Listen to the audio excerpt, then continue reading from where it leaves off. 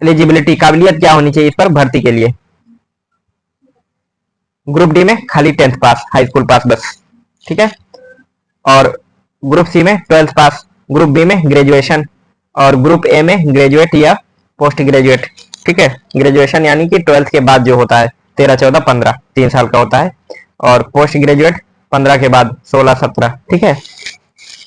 अब देखिए इन सब में कैसे एग्जाम कौन कैसा होता है वो बताते हैं हम। एक रिटन एग्जाम यानी कि लिखित परीक्षा एक होती है, ठीक है। और ग्रुप डी में अब वो डिपेंड करता है कि वहां पर आपको काम क्या करना है। अगर आपको कोई मेहनत वाला काम नहीं है, फिजिकल वर्क नहीं है, कोई छोटा मोटा काम है, तो उसके लिए वैसे खाली एक रिटन एग्जाम से हो जाएगा आपका सिलेक्शन।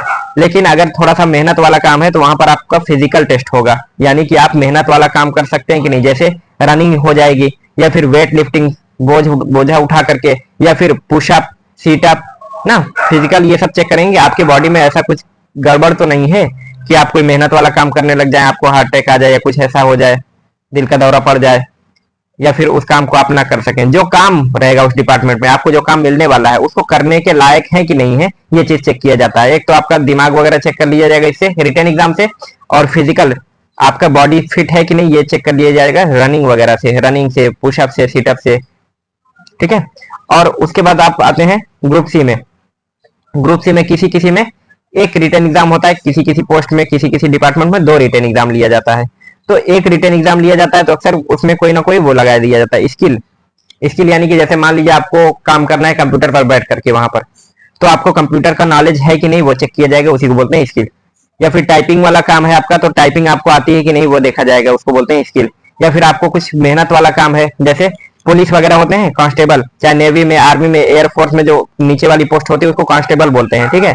उसमें क्या करना पड़ेगा आपको, फिजिकल, कम से कम अगर फोर्स में जा रहे हैं आप तो आपको दौड़ना वगैरह तो अच्छी होनी चाहिए, रेस वगैरह, इसलिए वहां पर फिजिकल टेस्ट भी होगा।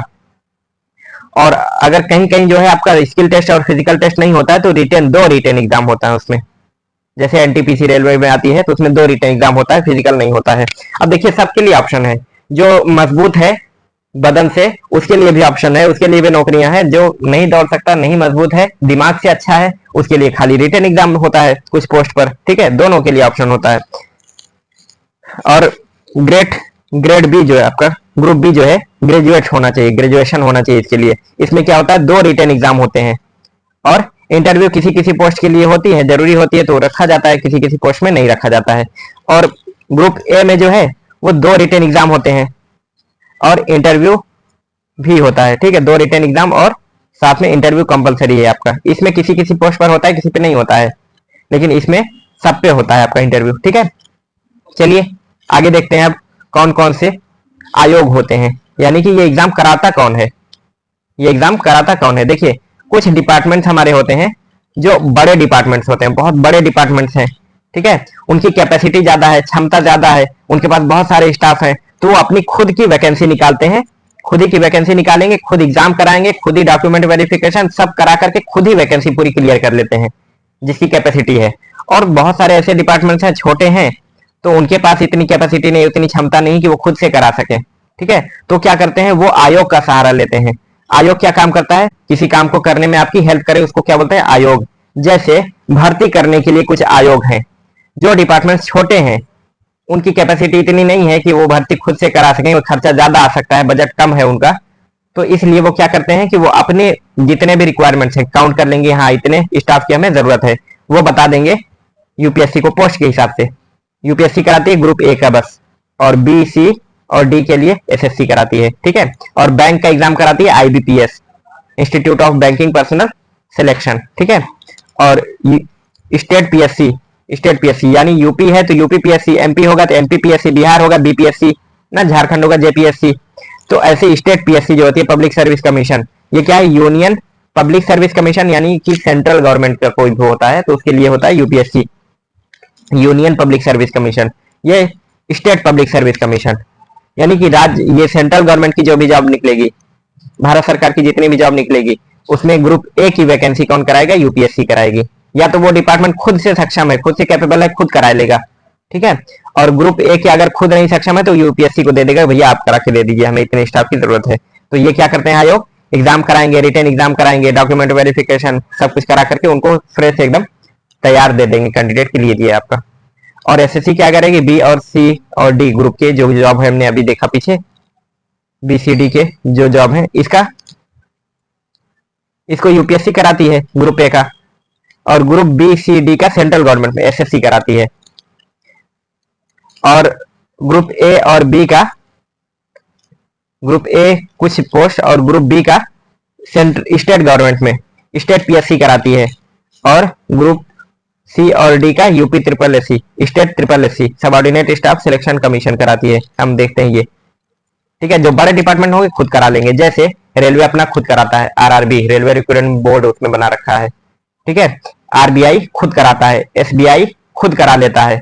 तो ऐसे बड़े बड़े जो डिपार्टमेंट हैं वो सब खुद से करा लेते हैं। जो छोटे डिपार्टमेंट है वो अपनी वैकेंसी डिसाइड करते हैं, कितनी वैकेंसी हमारी है, कितनी हमें रिक्वायरमेंट है, वो बता देंगे आयोग को। आयोग एग्जाम करा करके उन कैंडिडेट को फिर दे देगा उनको। सेंट्रल गवर्नमेंट में जो भी डिपार्टमेंट्स हैं, अगर उनको खुद से कैपेबल नहीं है, खुद की क्षमता नहीं है एग्जाम कराने की, तो यूपीएससी के पास जाएंगे ग्रुप ए की वैकेंसी अपनी भरने के लिए, बोलेंगे भैया हमारे पास इतनी वैकेंसी है, आप जो है इसका नोटिफिकेशन निकालिए और हमारे एग्जाम करा करके हमें इतने कैंडिडेट दे दीजिए, ठीक है।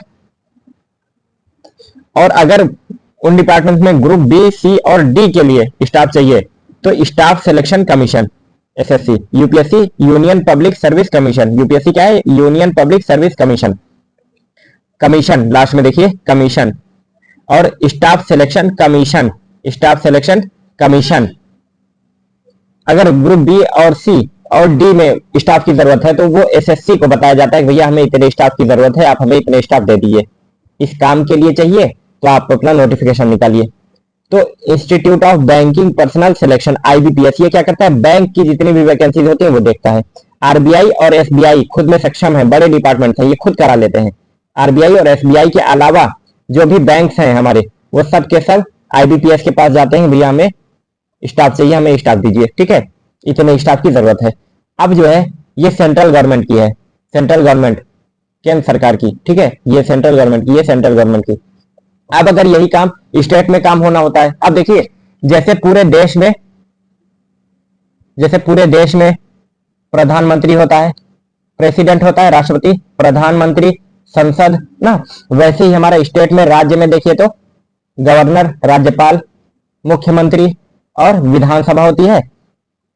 तो वही स्ट्रक्चर, यहाँ पर भी अधिकारियों की जरूरत पड़ती है, यहाँ पर भी अधिकारियों की जरूरत पड़ती है, यहाँ पर भी जो है ऑफिसर होते हैं, यहाँ पर भी ऑफिसर होते हैं, यहाँ पर कर्मचारियों की जरूरत होती है, ग्रुप ए बी सी की, डी की, और यहाँ पर भी ग्रुप ए बी सी की जरूरत पड़ती है एम्प्लॉयज की, ठीक है।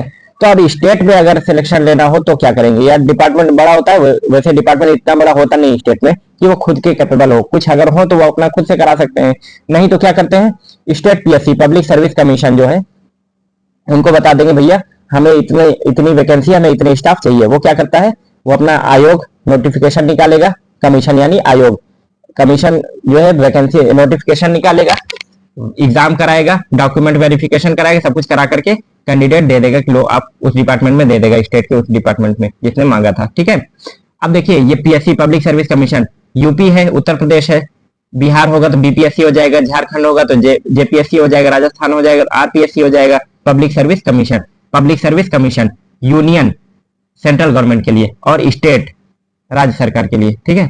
आगे चलते हैं, ये ग्रुप बी और सी की पोस्ट कराते हैं, बस ग्रुप बी और ग्रुप ए की कुछ पोस्ट और ग्रुप बी की ज्यादा कराते हैं, ए की कमी होती है।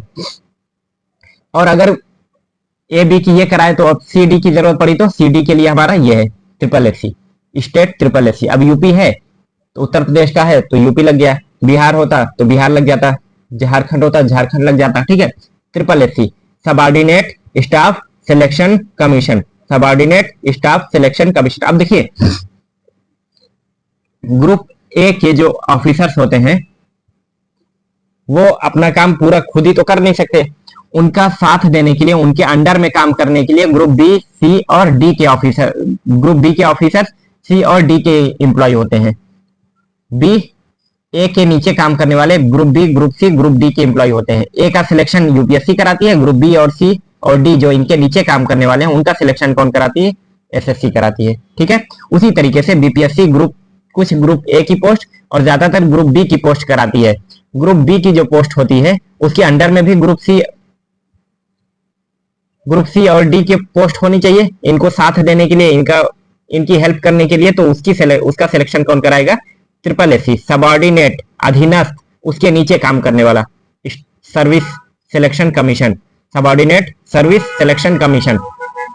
ठीक है, तो सेंट्रल गवर्नमेंट में ये दोनों मिलकर के सिलेक्शन कराती हैं, आयोग हैं, और बैंकिंग में ये करा देता है, और स्टेट गवर्नमेंट में ये दोनों करा देते हैं। समझ में आया? चलिए आगे